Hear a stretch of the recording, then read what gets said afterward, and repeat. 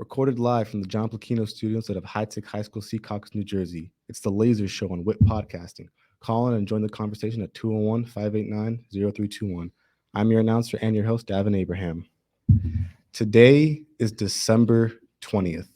And on that very day, 27 years ago, one of the most iconic and influential horror movies came out that day. That movie is Scream. And to celebrate that day, ladies and gentlemen, I have brought a very scary guest with me. I present to you Ghostface. Let's give a round of applause for Ghostface, everybody. Woo! So, Ghostface, how you feeling today? Oh man, I feel great. I feel great. It has been 27 years. 27 years. How do you feel about that? Wow. 27 years. That's like what, 2 decades, almost 3 decades. I'm feeling old. I'm feeling definitely rusty. Making me really nostalgic today. Mm-hmm. Yeah, what else is there to say, man? 27 years. I know. Crazy. Congrats also. Thank you. Now, in the first movie, Scream, right? 1996, you're iconic for calling people on the phone and asking them what their favorite scary movie is. Mm-hmm. My question to you, Ghostface, is what is your favorite scary movie? My favorite scary movie. That's obvious. It's myself. I'm my own favorite scary movie. Obviously, bro. Like, come on. I see that. Yeah, bro. And another question I wanted to ask is, what kind of shoes does Ghostface wear when he's chasing his victims? Bro. Can we know? You're wearing boots in the movie, but I was just curious, what do you wear now? Brand new Adidas, you already know. Got the new Adidas.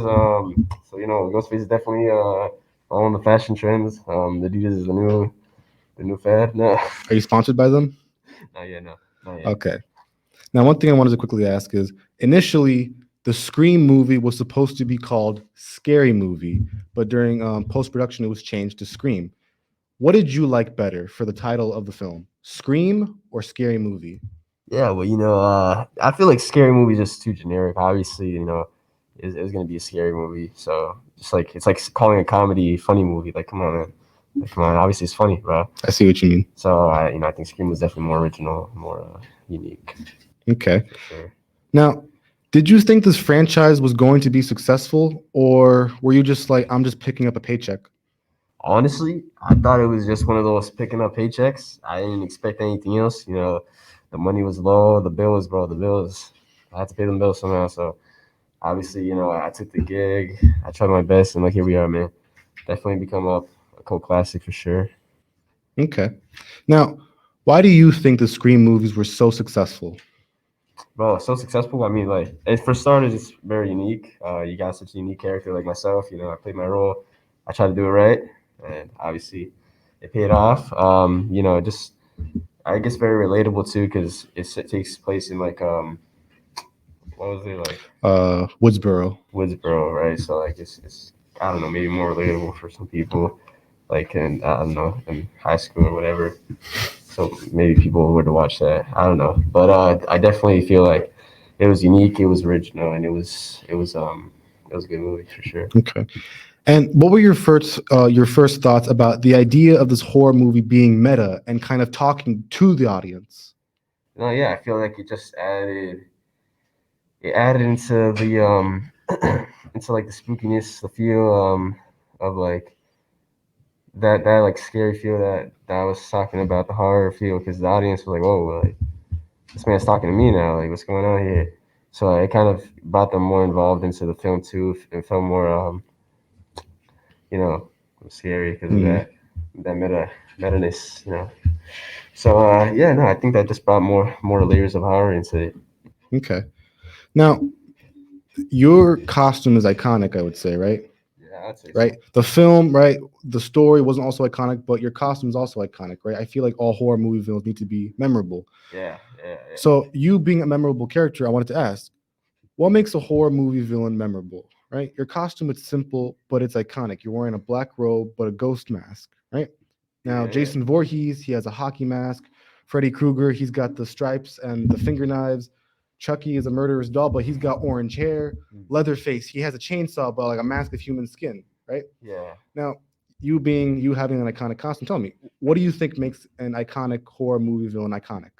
Well, honestly, for starters, the other ones, like obviously they're super scary in their own ways, like you said, like the Leatherface and the other people. It's unique, it's scary, it's brutal. It's definitely like something that's eye catching when you're watching a movie. As for my costume, obviously, if you compare it to the other people like Freddy Krueger and the other people, you said Leatherface and the other ones, it's more like it's more human, honestly, because it's just somebody wearing a mask. It makes you feel more vulnerable in the film. It could be that's the whole mystery aspect of when we watch the movies. The fact that it could be anybody. It's a mystery trying to figure out who it is. It makes you more. You just feel more vulnerable. As a character in the film, and I think that makes it more scary. Honestly, just the humanity aspect of it. Okay. So let me ask you this. What horror movie villain do you think you could beat in a fight? Oof, that's tough. Listen, all those other ones you need, those are tough. Those are tough contenders, man. Those are definitely tough ones. Bro, if I had to choose, I'd probably say Chucky or something. Honestly, Right. I would just like punt him like a football. Honestly, bro. If he was Um, here, would you fight him? Yo, honestly, bro, if he has beef with me and he insults me in some way, honestly, we're fighting, bro. Like gloves off. Like the gloves are coming off, bro. We beefing. All right. So, one thing I wanted to ask you, it's been 27 years, and I would say the horror genre, the stories we've created for the horror genre have changed, right? Yeah, yeah. Now, in Scream, one thing that was iconic was how they brought about the rules of a horror movie. Mm-hmm. Now, I wanted to go with you these rules and ask you, do you think these rules still apply to today's horror films and just Go for it, today man. and Go for it. horror in general? I'm here. So, ready. The first rule was don't answer the phone. The killer often contacts their victims over the phone, and answering it can lead to danger. Don't open the door. This is a precaution against the killer gaining access to the potential victim's location. Don't try to hide. The characters are advised not to hide from the killer, as it is usually futile in a horror movie. Everybody is a suspect. The idea is that anyone could be the killer, and trust should not be easily given. Don't drink or do drugs. Obviously. Characters who engage in substance use are more likely to become victims in horror movies. Never say, I'll be right back. This phrase is considered a jinx in horror movies, as characters who say it often meet a grim fate. Now tell me, which ones do you think just do not apply anymore? Is it don't answer the phone, don't open the door, don't try to hide, everybody is a suspect, don't drink or do drugs, and or never say I'll be right back? Well, obviously, don't drink and do drugs. Nobody should do that. Listen, bro. Like, come on. Of course, don't. Listen, Public bro. announcement right there. Obviously, like PSA, real quick. So what is like not to do? Like, Hmm. well, I mean, I feel like, what can I tell you?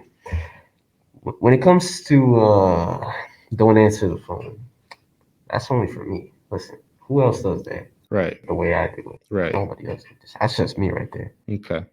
So I feel like, if and even if it was me, I would still answer the phone because I prefer for people to answer the phone than to leave it going, man. Honestly, Okay. that triggers me even more, to be honest. So, Okay. so you better answer that phone. You better answer that phone. The film was iconic for phone calls. I Yeah, agree with for sure. that. Yeah, for sure. And the rest you believe still apply to horror movies Oh today. yeah, for sure. I mean, you definitely don't want to split up during a horror movie. That's always leads to bad things. Yeah, hiding. Don't the door.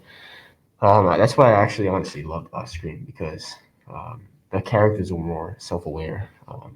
They felt like they weren't idiots like in most horror movies where they're like, oh, you know what, let's split up, guys, and then goodbye, and then they just boom, that's it. They don't see them again. So I feel Mhm. like in Scream I felt like they were more they're just smarter. They were more self-aware, and they were like, okay, you know what, guys, let's just be more careful going around here. So I think that's another part of Scream that made it more likable for sure. Okay. Now I have another question. Horror movie villains, right? None of them use guns, right? They all use sharp objects, right? Why do you think that is? I don't know. I don't know. I mean, honestly, I feel like honestly, when you think about those two, they're both like lethal weapons. So that's out of the picture. All right. Well, because in the new Scream trailer, the new for the new Scream movie, you're holding a shotgun. Well, So my question is, what's that about? I don't know. I don't want to get into that. You guys have to just tune in and wait. That's a spoiler right there. All right. Well, I appreciate you having here. Again, congrats on 27 years of changing the horror genre forever. I really appreciate your time here, Mr. Ghostface. Thank you very much. Stabbing Keep Abraham. on scaring everybody. I Well, will. I will. thanks for watching The Laser Show.